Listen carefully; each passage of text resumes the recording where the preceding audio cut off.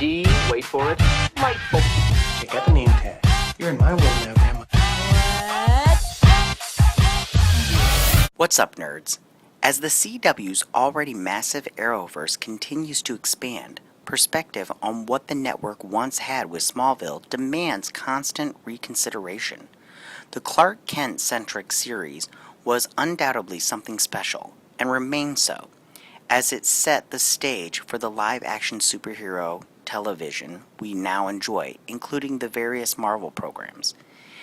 In looking back on all that has preceded the here and now, it's interesting to compare and contrast the current state of DC TV to the stories, characters, and visions of the not-too-distant past. Smallville may have concluded in 2010, but there are still remnants of the show's 10-season run that find their way onto the Arrowverse shows. The most notable example can be seen on Supergirl's Midvale episode, where Chloe Sullivan is heavily referenced. Of course, there are a vast number of other characters that appear across both universes, each of which are typically depicted in a disparate manner. In some instances, it seems the Arrowverse has genuinely improved upon what Smallville built. In others, there's not so much. As such, the following list recalls DC characters both television universes utilize and examines these heroes/villains the Arrowverse does better when compared to Smallville.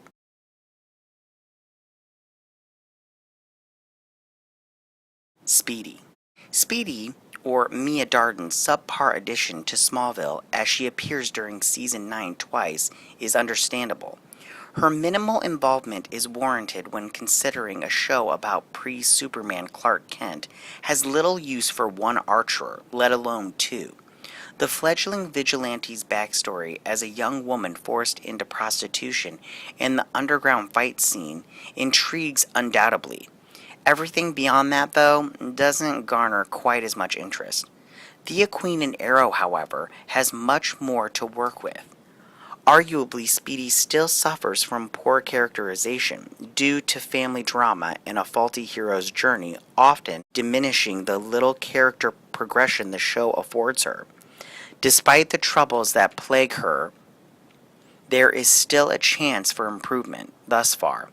It appears as though Season 6 may have benefited in this regard. However, I don't see her coming back anytime soon. Mxyzptlk. As a Superman villain who typically adopts the role of a nuance, Mxyzptlk's cross-media appearances are usually fun.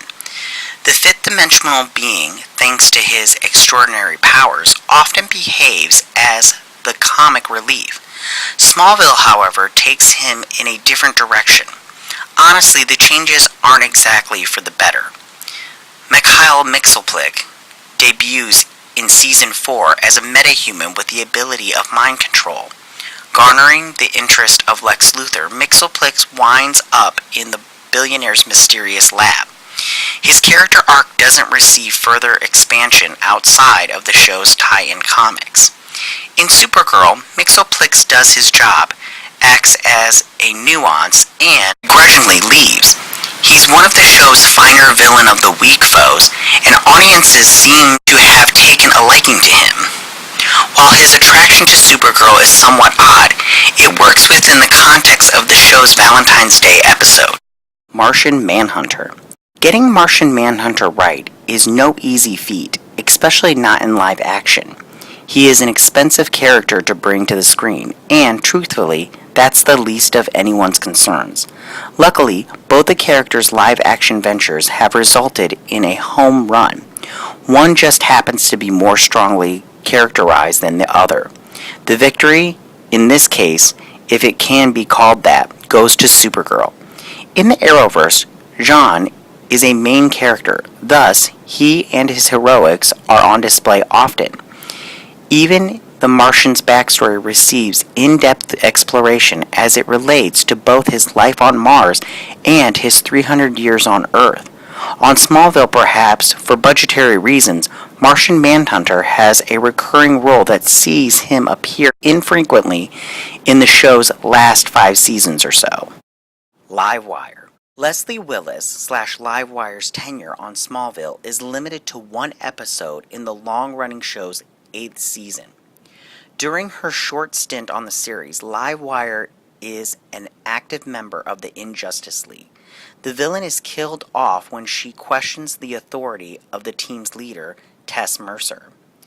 Defiance and a few displays of her electric powers aside, Livewire isn't given much to do. This changes, however, when the Rogue returns to the small screen on Supergirl. In the Arrowverse, Livewire is a recurring character who's interesting enough to considerably warrant her return. She makes for a nice foil to Cat Grant, but her reasons that don't seem readily apparent. Supergirl considers the metahuman her personal nemesis. The Girl of Steel's last meeting with Livewire resulted in her death, so therefore I don't see her coming back. Black Canary. Akin to other non-Superman characters shared between Smallville and the Arrowverse, Black Canary's minimal involvement on the earlier show is understandable. For the most part, Smallville's depiction of the vigilante makes her little more than a participant in the whichever action is going on around her. Her combat prowess and sonic scream aren't shown off often enough, so the character doesn't necessarily go to waste. On Arrow, Black Canary's a legacy character. First introduced with Sarah Lance's Canary, the hero is later succeeded by her sister Laurel. Both of the Lance Canaries harbor the character's signature sonic scream via a device worn around their necks. Not until Diana Drake's debut does the scream become a metahuman ability. Each of the three are special in their own right. Sarah is more skilled, Laurel grounds Green Arrow, and Dinah's a technically smart addition to the team thanks to her law enforcement connections. Supergirl. Kara's arc in Smallville takes place most notably during the show's 7th outing. She's honestly about as Supergirl as you could possibly want Supergirl to be, barring the getup. That said, the Arrowverse takes her characterization several steps forward thanks primarily to the Kryptonian having her own show. In it, all of the finer subtleties the Maiden of the Might possesses are extensively explored. Plus, the Arrowverse series never runs short of clearly offering Supergirl chances to pay homage to the classic Superman moments and stories. Of course, all of the hero's greatest strengths in and out of the Cape rest squarely on Melissa Benoist's continued impeccable performances. Supergirl's Kara is often as fascinating to watch as the Girl of Steel herself. This is one example of an instance where the heroics don't always have to outshine the rest of the hero's journey. Green Arrow. The last few seasons of Smallville saw Oliver Queen become a staple of the show. This version, of course, is more comic accurate than what the CW would deliver a few years later with Arrow. Smallville's Emerald Archer embraces what folks love most about the character.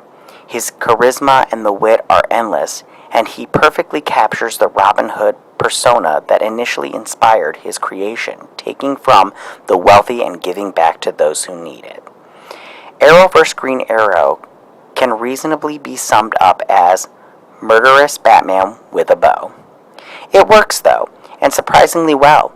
Arrow took a chance by making such drastic changes to the beloved hero, but it's largely succeeded. Perhaps that's what makes Arrow's iteration stronger compared to his live-action counterpart. The character alterations add a complexity, both moral and psychological, to the Archer that haven't previously been delved into. Slade Wilson. Slade Wilson isn't merely one of the Arrowverse's better antagonists. He's inarguably one of its better characters in general. The newly reformed villain undergoes complex character development from his introduction into Arrow's pilot season to the season 6 ventures that see Slade's past revisited in a manner the show has previously mentioned in passing. Furthermore, this iteration of the famed DC assassin is pretty comic accurate, whereas the character's stint on Smallville doesn't even see him adopt the Deathstroke moniker. However, the lack of an alternate ego isn't what makes Smallville's version worse by comparison. In fact, that Slade, a general who wants nothing more than to rid the world of metahumans, compels on a number of levels. Arrow's use of the character is simply more fulfilling.